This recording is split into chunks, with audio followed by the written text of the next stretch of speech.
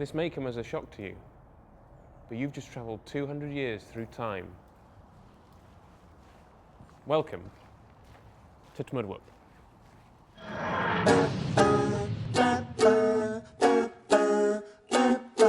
Just 1 minute to talk about Doctor Who. Just 1 minute, or maybe two.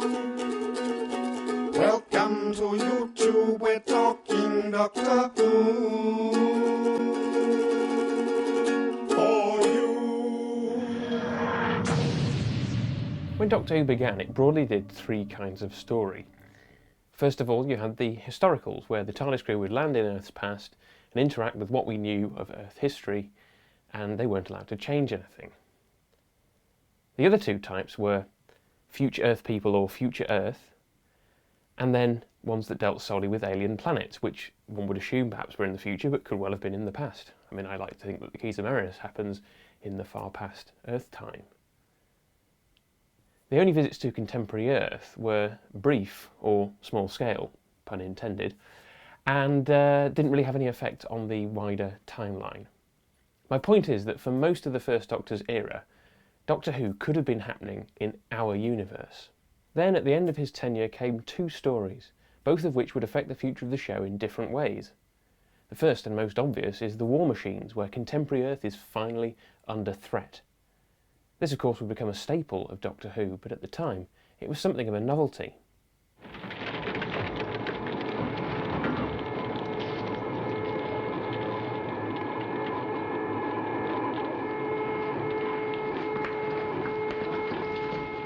The second was The 10th Planet, which was the first story that was set close enough in the future that most of the audience would still be alive by the time we got there. The predictions it made could be falsified or confirmed when 1986 rolled around. What the production team probably didn't consider was that Doctor Who would still be on the air in the mid-80s, and that a sequel/prequel could be made to that first Cybermen story. Well, I don't want to depress you both, but I'm afraid we're not quite where you think we are. What do you mean? What? Well, just take a peek at that. 1986, oh no. There we are, gentlemen. Inside that building is £10 million in diamonds. Tasty. Very tasty. And that's the thing that fascinates me the most. Not that we can compare and contrast the two stories, but the fact that both of them exist in the first place. With Doctor Who reaching 50, this sort of thing is only going to happen more and more. Right now, we're in the years leading up to Salamander's eventual downfall. And we've already had the real London 2012 to compare with Fear Her.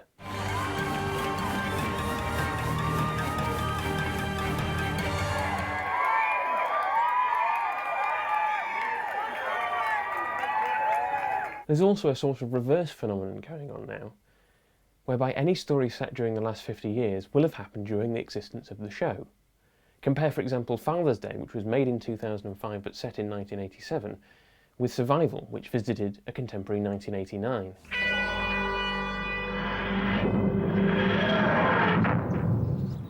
You had to pick a Sunday, didn't you? Bring me back to boredom capital of the universe. You pick the one day of the week you can't even get a decent television programme. I thought it'd be all sort of grim and stormy. It's just an ordinary day. The past is another country. 1987 is just the Isle of Wight. If Doctor Who is still being made in 2070, I wonder if there will be people on the moon then who will be able to sit down and watch a double bill of the 30th Doctor's latest adventures, followed by the moon base on DVD. Is the gravitron still switched on? Yes. Then I shall certainly stay here. 9, 10, fire.